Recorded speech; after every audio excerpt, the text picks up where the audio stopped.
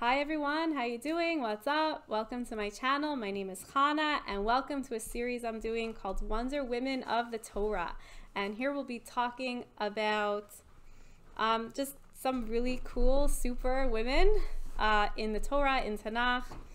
I did a video last week on Abigail, and this week I'll be talking about RACHAV. So who is RACHAV? If you turn to the book of Joshua, chapter 2, that's where her story begins. Just to give you a little bit of context, what's going on, so that we don't just start at chapter 2, you kind of know what's happening, is Moses just passed away. The Jews are right outside of Eretz Israel, right outside the land of Israel. They're about to go in and conquer the land. God promised that he would be with the Jewish people. Joshua was the next leader of the Jews. And before going in to conquer Israel, Joshua sent in 2 spies just to see what was happening in there, you know. And the 2 spies were Kalev and Pinchas. Now, if you remember from last week in the story of Abigail, Abigail's husband was Naval, so he was a descendant of Kalev. Just interesting context there, right? Okay, so here we go, chapter 2. The spies came into the land of Jericho in English. And they came to the house of RACHAV. The Hebrew here calls her Isha Zona. Isha Zona could mean 2 things. One word is an innkeeper, like she owned like an inn, like a motel or hotel, whatever. Another translation of Zona is a prostitute, okay? So we can take from this verse, calling her an Isha Zona, a woman innkeeper, that it was like like a brothel disguised as an inn. Okay, so the spies stayed at the inn of RACHAV, and the king of Jericho found out that there were 2 spies coming into the land of Israel. Now let's go back in time a little bit. When the sea split, okay, when the Jews left Egypt, and you know the splitting of the sea, they walked across dry land, and then the Egyptians got covered in water, okay? You all know that story. It wasn't just that water that split. Every single body of water in the whole world split. At that moment, everybody knew that Hashem was with the Jewish people, and people were scared. People were afraid of the Jews. So RACHAV was very well aware of what the Jews were about to do. They were about to come in and conquer and kill and, you know, whatever, take over the land. She did have that fear of heaven and that fear of Hashem. I guess a better translation wouldn't be fear. It would probably be more awe. Yira would mean awe. So anyway, the king of Jericho came to RACHAV and said, I know there are 2 spies there. Please hand them over to me.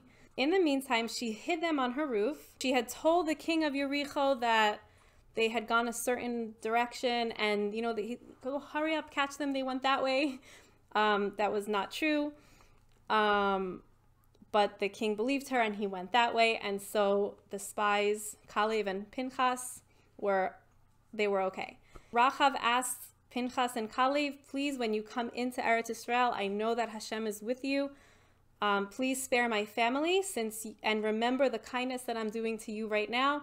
Spare my family and don't kill us. And they agreed. And they had a whole arrangement where she would hang a scarlet thread on her window so that when the Jews came in to conquer the land of Jericho, they would see that scarlet thread and not kill her or her family.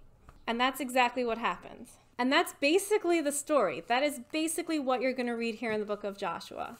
So who is RACHAV? It says that RACHAV is one of the 4 most beautiful women of the world. Not only was she one of the 4 most beautiful women of the world, but she was also a prostitute. She was not just like some little prostitute. She was like big, right?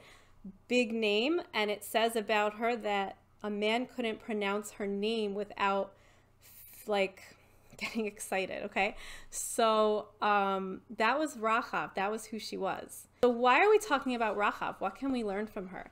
So what ended up happening, which it doesn't mention in Joshua, but we know this from the Midrash and the Talmud, is that she ended up converting to Judaism and she ended up marrying Joshua. She became Joshua's wife. So what can we learn about someone like RACHAV, who was this, like, you know, Zona, right?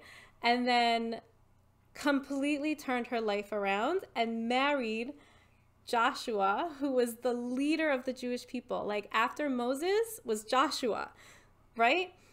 Like, that's crazy. Like, that's insane. And what I want to teach you about RACHAV is that you can be anyone, right? You can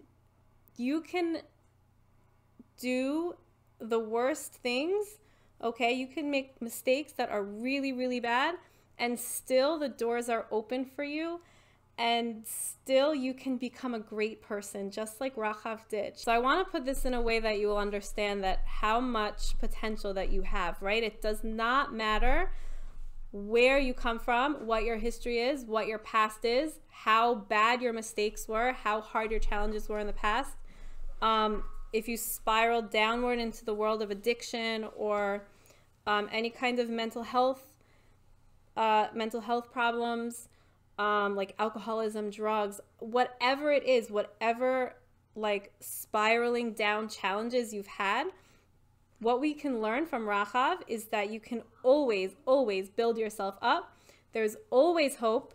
There is always a door that you can open. If you don't see a door opening, you can build your own door. Seriously, that is what RACHAV did. There is no way that someone who was living a life like her, right, like RACHAV, this kind of lowly, like a lower level of living, right, and the way that she was steeped in physicality and what she was doing,